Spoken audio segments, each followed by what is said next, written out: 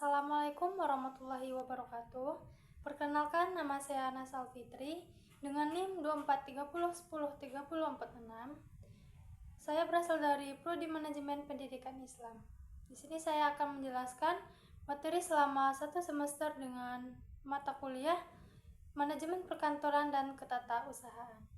Materi pertama yaitu Etika dan Akhlak dalam Administrasi Perkantoran.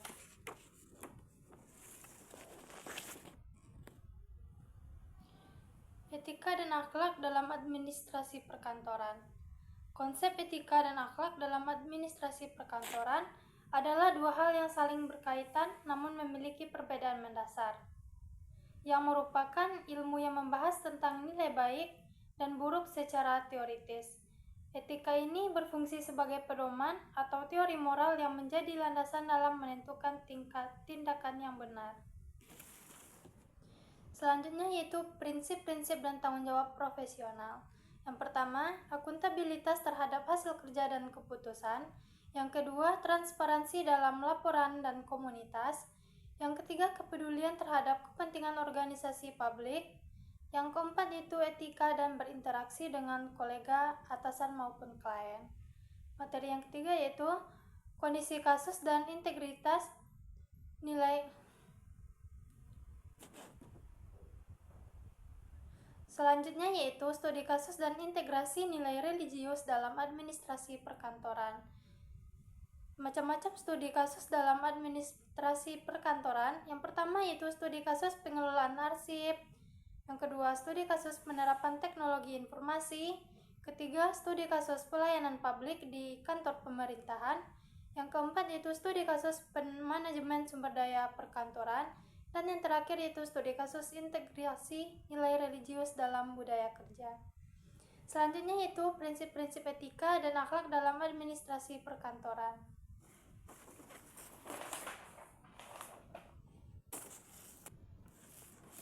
Yang pertama yaitu integritas, yang kedua akuntabilitas, yang ketiga keadilan, selanjutnya yaitu yang keempat transparansi, 5. Profesionalisme, dan yang terakhir yaitu kerahasiaan. Selanjutnya yaitu tantangan dan menerapkan etika dan akhlak. Adapun beberapa tantangan dalam menerapkan etika dan akhlak diantaranya yaitu yang pertama, budaya birokrasi yang permisif terhadap pelanggaran etika. Yang kedua yaitu minimnya kesadaran dan pemahaman pegawai terhadap pentingnya etika kerja. Dan poin yang terakhir yaitu etika dan kepemimpinan dalam budaya organisasi dan manajemen sumber daya manusia di era digital. Yang pertama yaitu adanya pengaruh budaya organisasi terhadap etika dan akhlak di tempat kerja. Yang kedua, peran kepemimpinan dalam membentuk etika dan akhlak karyawan. Yang ketiga yaitu etika digital dan penggunaan teknologi dalam administrasi kantor. Dan yang terakhir yaitu etika dalam pengambilan keputusan organisasi, kode etik profesi dalam administrasi perkantoran. Selanjutnya yaitu materi yang berjudul dengan konsep dan ruang lingkup manajemen perkantoran.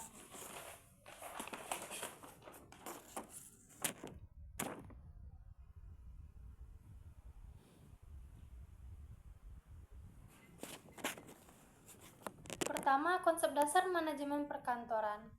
Manajemen perkantoran merupakan rangkaian aktivitas merencanakan, mengorganisasikan, mengarahkan, mengawasi, dan mengendalikan berbagai hal yang berkaitan dengan pelayanan kantor. Pelayanan kantor yang dimaksud adalah segenap pekerjaan kantor yang dilaksanakan untuk mendukung tercapainya tujuan pokok tertentu. Yang kedua yaitu fungsi manajemen perkantoran. Semua manajer yang bekerja pada berbagai macam organisasi bertanggung jawab atas keempat fungsi, yang diantaranya yaitu yang pertama perencanaan, yang merupakan proses untuk menentukan tujuan yang akan dicapai serta langkah-langkah yang harus diambil untuk mencapainya. Yang kedua, selanjutnya yaitu pengorganisasian, proses pemberian tugas, pengalokasian sumber daya, serta pengaturan kegiatan secara terkoordinir untuk menerapkan tujuan. Selanjutnya yaitu pelaksanaan atau kepemimpinan yang meliputi seluruh kegiatan pimpinan organisasi kantor yang meneliti, menyesuaikan dan mengoreksi kegiatan ketatausahaan agar pelaksanaan tepat serta rencana.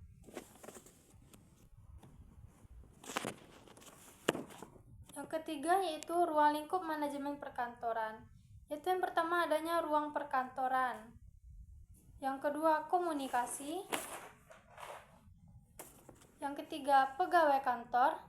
Yang keempat perabotan atau perlengkapan kantor. Selanjutnya yang kelima peralatan atau mesin kantor. Yang keenam pembekalan atau keperluan tulis. Yang ketujuh yaitu metode kerja yang mencakup pengolahan data, survei perkantoran, pengukuran hasil kerja, penjadwalan pekerjaan, melakukan prosedur pembangunan dana, penganalisisan statistik. Yang ke-8 yaitu warkat, dan yang terakhir pengawasan pejabat pelaksana. Selanjutnya materi yang ketiga yaitu berjudulkan dengan fungsi-fungsi manajemen perkantoran.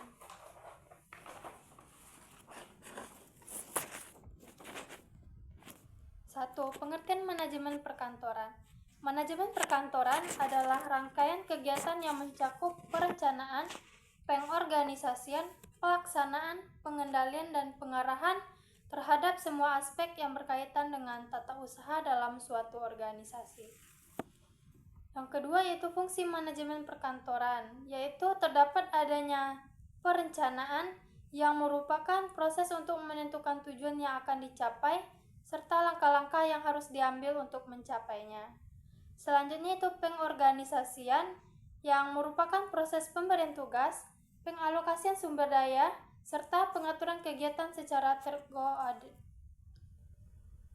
Selanjutnya itu pengorganisasian yang merupakan proses pemberian tugas, pengalokasian sumber daya, serta pengaturan kegiatan serta terkoordinir untuk menerapkannya. Kemudian itu pelaksanaan atau kepemimpinan. Rangkaian prosedur memiliki seluruh pimpinan organisasi kantor. Dan yang terakhir yaitu pengendalian, yang merupakan proses pengukuran kinerja, membandingkan antara hasil sesungguhnya dengan rencana serta mengambil tindakan pembetulan. Yang ketiga yaitu pengertian perkantoran modern.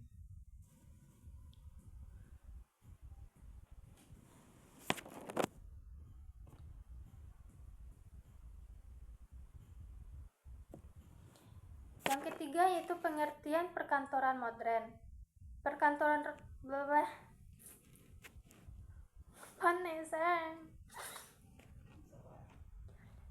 Yang ketiga pengertian perkantoran modern.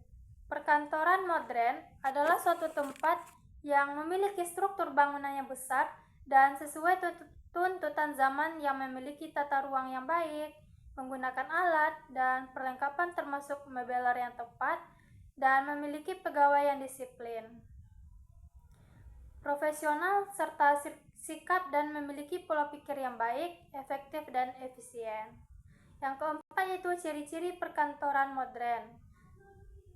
Adapun ciri-ciri perkantoran modern yaitu yang pertama bangunan dan tata letak yang baik, yang kedua peralatan, perkakas, dan furnitur yang sesuai, yang ketiga yaitu karyawan yang disiplin dan bertanggung jawab.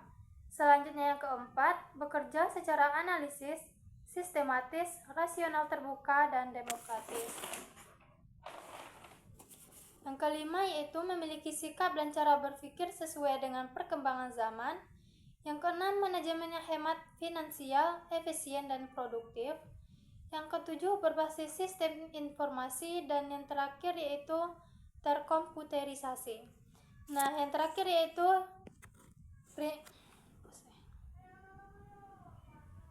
yang kelima yaitu prinsip-prinsip manajemen perkantoran. Prinsip manajemen perkantoran untuk semua tingkatan, diantaranya yang pertama, manajemen kantor harus merencanakan pekerjaan yang sesuai dilaksanakan, kapan, di mana, dan siapa yang bertanggung jawab. Yang kedua yaitu memahami seluruh perencanaan kantor atau organisasi serta pengembangan produk. Yang ketiga yaitu prosedur dan sistem operasi yang tepat. Praktik penyimpanan arsip, metode untuk melaksanakan rencana, pengukuran, serta dan tata letak untuk melaksanakan pekerjaan dengan efektif. Yang keempat yaitu menseleksi, melatih, memotivasi, mengkompensasi, dan meningkatkan pegawai untuk mempertahankan minat terhadap organisasi pada tingkat yang optimal. Materi yang keempat yaitu perangkat lunak, pengolah dokumen dan data.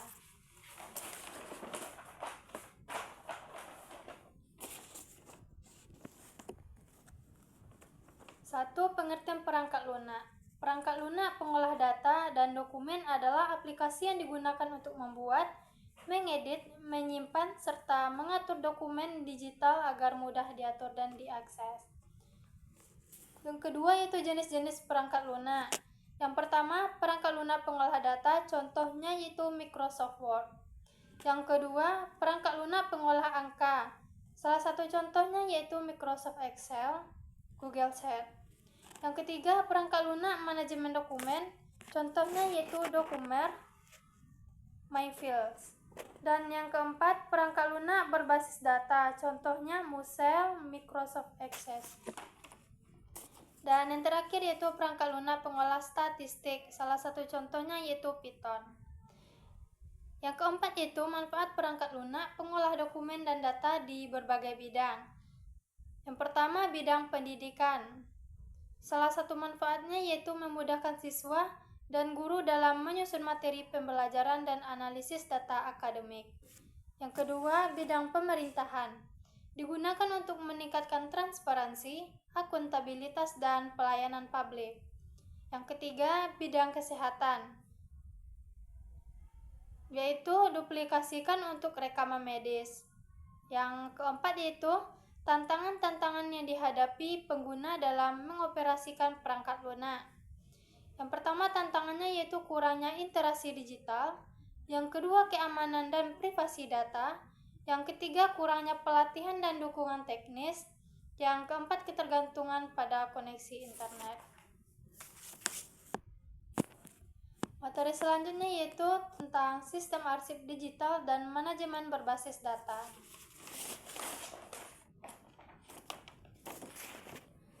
Yang pertama, perangkat lunak pengolah data. Perangkat lunak atau software merupakan elemen penting dalam dunia teknologi informasi yang meliputi berbagai jenis program dan aplikasi beroperasi di dalam sistem komputer. Salah satu perangkat lunak yang sangat mendasar adalah sistem operasi yang berfungsi untuk mengendalikan dan mengkoordinasikan operasi perangkat keras serta menyediakan antar muka bagi pengguna agar dapat berinteraksi dengan komputer secara efisien. Yang kedua yaitu sistem arsip digital dan manajemen berbasis data. Yang pertama, sistem arsip digital. Sistem arsip digital adalah segala jenis informasi atau dokumen yang disimpan, dikelola, dan diakses dalam bentuk digital, bukan dalam format fisik, seperti kertas atau film. Dengan kata lain, arsip digital adalah versi elektronik dari arsip tradisional yang telah diubah ke dalam bentuk yang dapat disimpan di media digital, seperti komputer, server,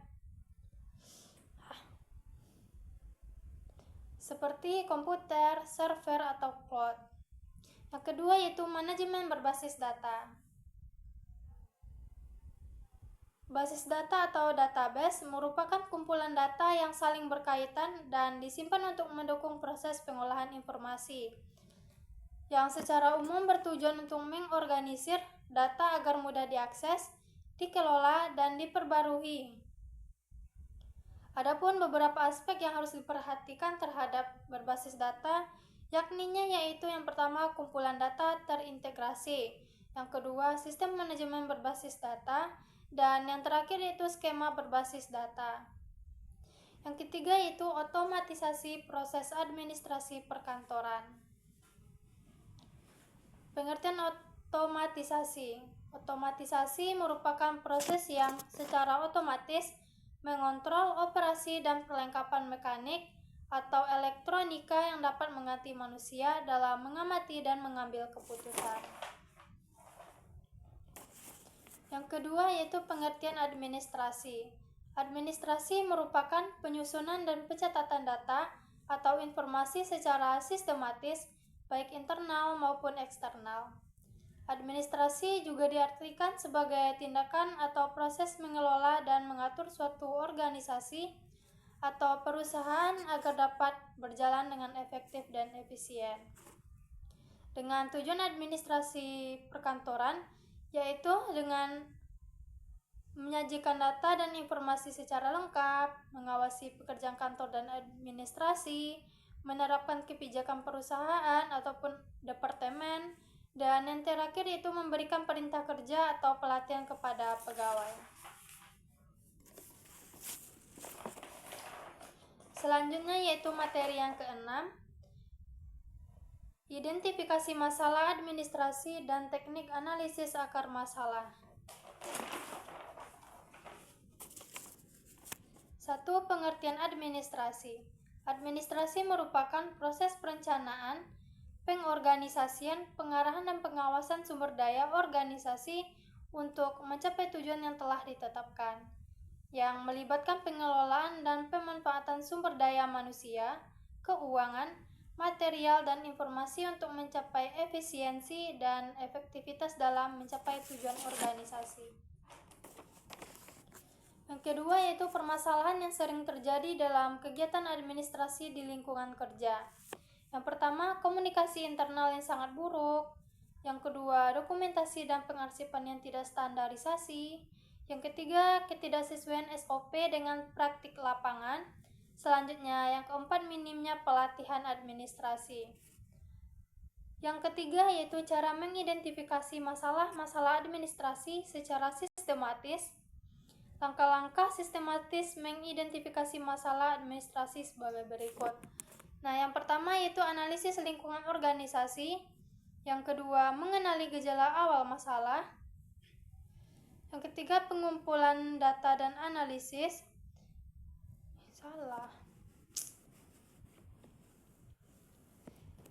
Tiga, cara mengidentifikasi masalah administrasi secara sistematis. Yang pertama yaitu analisis lingkungan organisasi. 2. Mengenali gejala awal masalah. 3. Definisikan masalah dengan jelas. 4. Identifikasi akar masalah. 5. Pengumpulan dan analisis data, pemetaan masalah, dan yang terakhir itu dokumentasi proses identifikasi. 4. Teknik root cause analysis dan penerapannya dalam menyesuaikan masalah administrasi. Tekniknya yaitu yang pertama metode 5 whys. Metode yang digunakan untuk mengidentifikasi penyebab mendasar dari berbagai permasalahan operasional. Yang kedua yaitu fishbone diagram. Alat analisis untuk mengidentifikasi dan mengorganisir kemungkinan penyebab masalah dalam suatu proses atau sistem. Yang ketiga, timeline analysis. Pendekatan sistematis untuk merencanakan, memantau, dan mengevaluasi urutan kegiatan berdasarkan waktu. Yang keempat itu Berry analysis, yang digunakan untuk mengidentifikasi, mengevaluasi, dan memperkuat penghalang risiko gangguan dalam proses kerja. Yang kelima yaitu manfaat penggunaan RCA dalam meningkatkan efektivitas penyelesaian masalah administrasi. 1. Membantu mengidentifikasi akar penyebab masalah. 2. Mendorong perbaikan berkelanjutan. Dan yang ketiga yaitu meningkatkan kualitas produk dan layanan secara keseluruhan. Selanjutnya yaitu materi tentang teknik supervisi staf administrasi dan penyusunan instrumen evaluasi kerja.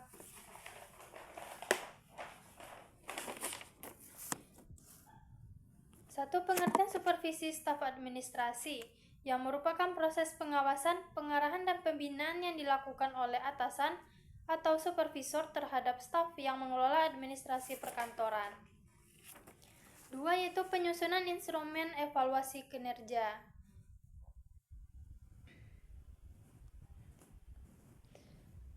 1. Pengertian instrumen evaluasi kerja, yang merupakan seperangkat alat yang digunakan untuk mengukur, menilai, serta mengevaluasi kualitas kerja staf administrasi.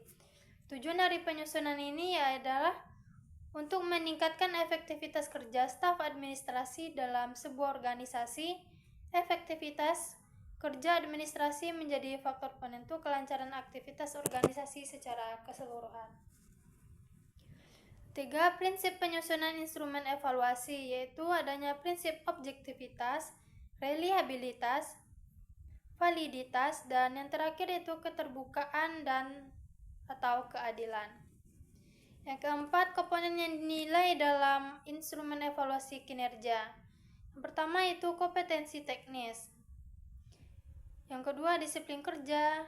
Selanjutnya yang ketiga, etika dan sikap profesional, dan yang terakhir yaitu produktivitas dan kualitas hasil kerja.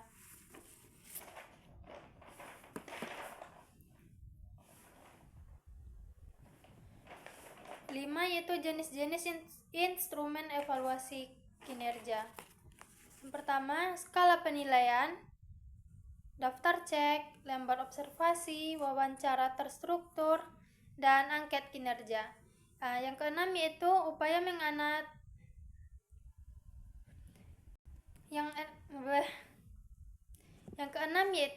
mengatasi kendala evaluasi kinerja. Dapat dilakukan yang pertama, menyusun instrumen dengan prinsip adil dan transparan. 2. Melibatkan staf dalam penyusunan indikator evaluasi kinerja. Yang ketiga, memberikan sosialisasi sebelum evaluasi dilakukan. Dan yang terakhir yaitu penggunaan teknologi untuk akurasi penilaian. Yang ketiga yaitu analisis hasil evaluasi dan tindak lanjut. Yang pertama, melakukan interpretasi data evaluasi. 2. Identifikasi kekuatan dan kelemahan. 3. Penyusunan rekomendasi perbaikan. 4. Tindak lanjut dalam pembinaan dan pengembangan. 5. Monitoring dan evaluasi berkelanjutan. Materi selanjutnya yaitu komunikasi efektif dan konteks perkantoran. Yang pertama, pengertian komunikasi perkantoran. Komunikasi perkantoran adalah interaksi yang terjadi di dalam kantor untuk meningkatkan kinerja.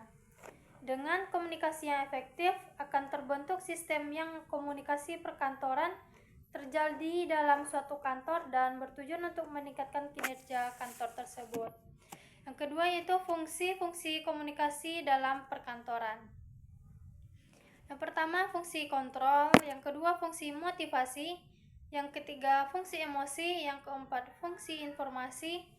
Yang kelima, fungsi penyaluran informasi. Dan yang terakhir yaitu memfasilitasi koordinasi. Yang ketiga, jenis komunikasi perkantoran. Yang pertama, adanya komunikasi atas ke bawah. Yang kedua, komunikasi bawah ke atas. Yang ketiga, komunikasi vertikal. Dan yang keempat itu komunikasi horizontal. Yang keempat, prinsip-prinsip komunikasi perkantoran. Yang pertama yaitu menghargai. 2. Empati. 3. Memahami. Dan yang keempat itu jelas. Di samping itu terdapat asas efisiensi guna menunjang sistem dan komunikasi perkantoran. Di antaranya yaitu asas perencanaan, asas penyebaran, asas penghapusan, asas penggabungan. Dan yang kelima yaitu pelayanan komunikasi di perkantoran,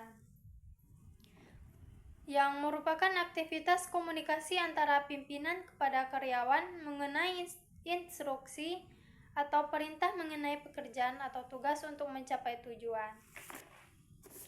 Selanjutnya yaitu korespondensi resmi dan etika berkomunikasi. Pertama yaitu komunikasi efektif dalam konteks perkantoran dan etika komunikasi.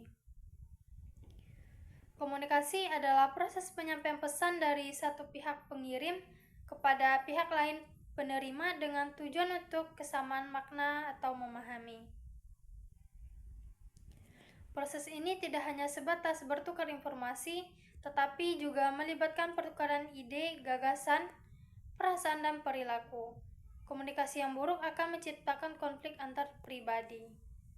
Komunikasi yang efektif akan meningkatkan produktivitas, baik bagi pegawai maupun organisasi.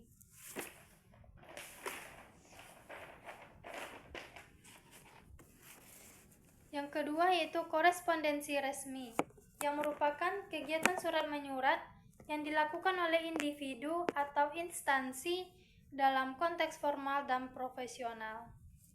Sifatnya terikat pada aturan dan format baku yang tujuannya untuk mencapai informasi, permohonan, atau keputusan secara sah dan terpercaya.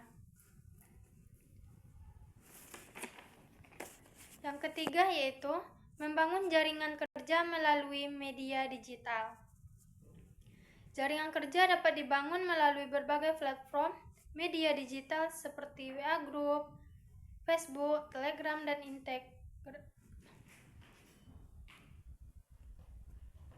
Yang ketiga yaitu membangun jaringan kerja melalui media digital.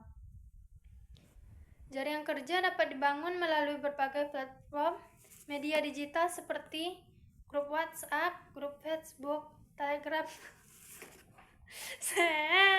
Natalo lah no.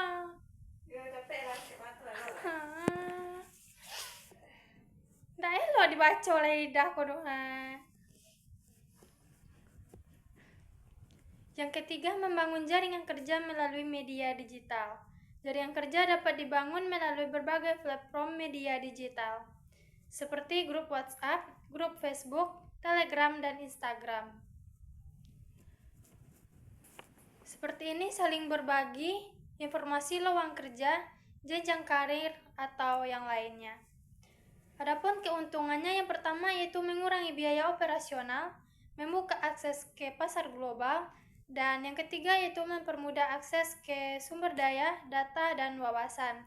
Dan adapun terdapat kerugiannya yaitu potensial kebocoran data sensitif atau penipuan digital, ketergantungan pada teknologi, dan yang terakhir yaitu sulit membangun kepercayaan konsumen secara online. Materi selanjutnya yaitu perencanaan kebutuhan sumber daya manusia dan sarana prasarana. Yang pertama yaitu pengertian perencanaan sumber daya manusia dan sarana prasarana. Perencanaan sumber daya manusia adalah suatu proses sistematis yang digunakan untuk memprediksi permintaan dan penyediaan sumber daya manusia di masa mendatang. Sedangkan perencanaan sarana dan prasarana adalah proses sistematis untuk memprediksi, menganalisis, dan menentukan kebutuhan fasilitas dan infrastruktur yang diperlukan untuk mendukung kegiatan operasional dan mencapai tujuan. Yang kedua yaitu fungsi perencanaan kebutuhan sumber daya manusia dan sarana prasarana. 1. Fungsi perencanaan kebutuhan sumber daya manusia. Yang pertama, perencanaan organisasi. 2. Perencanaan pengarahan. 3. Perencanaan pengendalian. 4. Perencanaan pengadaan. 5. Perencanaan pengembangan. Selanjutnya yang keenam, perencanaan kompensasi. Yang ketujuh, perencanaan pengintegrasian. Yang kedelapan yaitu perencanaan pemeliharaan. Selanjutnya yang kesembilan, perencanaan kedisiplinan. Dan yang 10, perencanaan pemberhentian. Selanjutnya yaitu fungsi perencanaan sarana dan prasarana. Terdapat fungsi perencanaan dan penentuan kebutuhan. 2. Fungsi penganggaran. 3. Fungsi pengadaan. 4. Fungsi penyimpanan. Dan yang kelima yaitu fungsi penyaluran. Kemudian yang keenam, fungsi pemeliharaan. 7. Fungsi penghapusan. Dan yang kedelapan yaitu fungsi pengendalian. Yang ketiga yaitu tujuan dan manfaat perencanaan kebutuhan sumber daya manusia dan sarana prasarana. Tujuan dan manfaat perencanaan kebutuhan sumber daya manusia yang pertama yaitu untuk mendukung tujuan organisasi memiliki sumber daya yang tepat, meningkatkan efisiensi, dan mengidentifikasi kebutuhan sumber daya manusia di masa depan. Dan manfaatnya yaitu untuk meningkatkan produktivitas dan efisiensi, mengurangi biaya yang tidak diperlu, meningkatkan kepuasan karyawan, dan yang terakhir yaitu meningkatkan kualitas layanan. Yang kedua, tujuan dan manfaat perencanaan kebutuhan sarana dan prasarana. Tujuan perencanaan kebutuhan sarana dan prasarana yaitu untuk mengidentifikasi kebutuhan di masa depan, meningkatkan kualitas layanan, dan yang terakhir yaitu untuk mendorong penggunaan sarpras dengan efisien dan sesuai dengan kebutuhan. Sedangkan manfaatnya yaitu membantu dalam menentukan tujuan, menetapkan dasar-dasar dan menentukan langkah yang akan dilakukan, dan yang terakhir yaitu dijadikan sebagai pedoman atau dasar untuk melakukan apapun. Yang keempat yaitu proses perencanaan kebutuhan, sumber daya manusia dan sarana prasarana. Yang pertama, proses perencanaan kebutuhan sumber daya manusia. Tahapannya yaitu yang pertama, analisis kebutuhan sumber daya manusia. Yang kedua, analisis sumber daya manusia. Yang ketiga, penyusunan rencana sumber daya manusia. Dan yang keempat yaitu implementasi dan monitoring. Yang kedua yaitu proses perencanaan kebutuhan sarana prasarana. Yang pertama, identifikasi sarana dan prasarana. Dua, menginventarisasi sarana prasarana yang ada.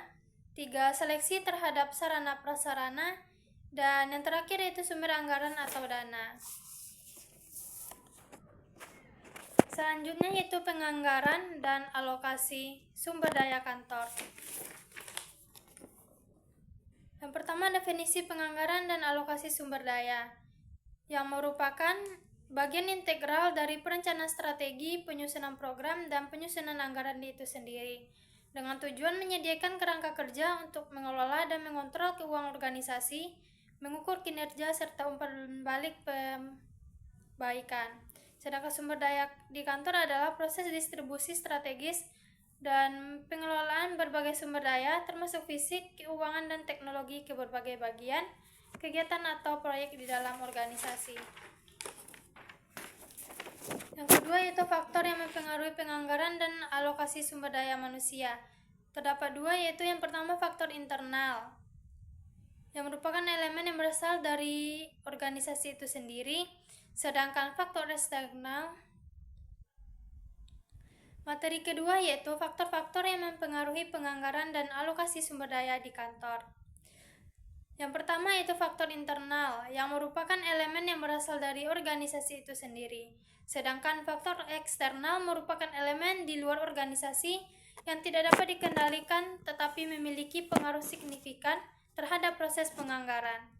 Yang ketiga yaitu tantangan utama yang dihadapi dalam penganggaran dan alokasi sumber daya kantor, yaitu yang pertama ketidakakuratan perkiraan, dua, alokasi yang tidak efisien atau tidak merata, tiga, kurangnya transparansi dan akuntabilitas. Yang keempat yaitu cara meningkatkan transparansi, akuntabilitas, dan pengendalian biaya melalui anggaran di kantor. Yang pertama, cara meningkatkan transparansi melalui penganggaran, yaitu dapat melakukan penyusunan anggaran partisipatif, komunikasi terbuka, dan akuntabilitas yang jelas. Dua, meningkatkan akuntabilitas melalui penganggaran, yaitu dengan anggaran berbasis kinerja, meminta laporan pengeluaran berkala. Yang ketiga yaitu mengendalikan biaya melalui penganggaran, yaitu dapat dilakukan dengan cara prioritaskan pengeluaran, melakukan pemantauan secara rutin, dan memperkirakan pendapatan dan pengeluaran. Yang kelima yaitu menyusun SOP untuk administrasi kantor, dengan melakukan yang pertama identifikasi petakan proses, dua, bentuk tim penyusun, tiga, dokumentasikan proses secara detail, yang keempat yaitu buat alur kerja atau narasi, lima, susunan komponen SOP. Selanjutnya yaitu materi tren teknologi terkini dalam manajemen perkantoran. Pertama, pengertian tren teknologi terkini dalam manajemen perkantoran, yang merupakan pemanfaatan teknologi untuk mengoptimalisasikan, menyederhanakan, dan meningkatkan efisien proses kerja. Tren ini yang berfokus pada digitalisasi, kolaborasi, jarak jauh, dan penggunaan kecerdasan buatan untuk menciptakan lingkungan kerja yang lebih cerdas dan produktif. Yang kedua yaitu perkembangan teknologi dalam perkantoran.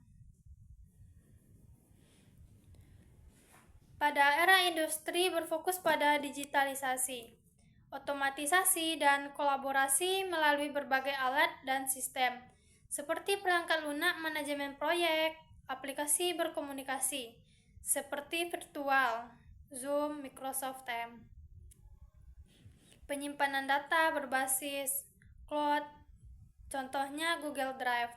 Dan analisis data teknologi meningkatkan efisien, produktivitas, dan kualitas kerja dengan mengoptimalisasikan tugas.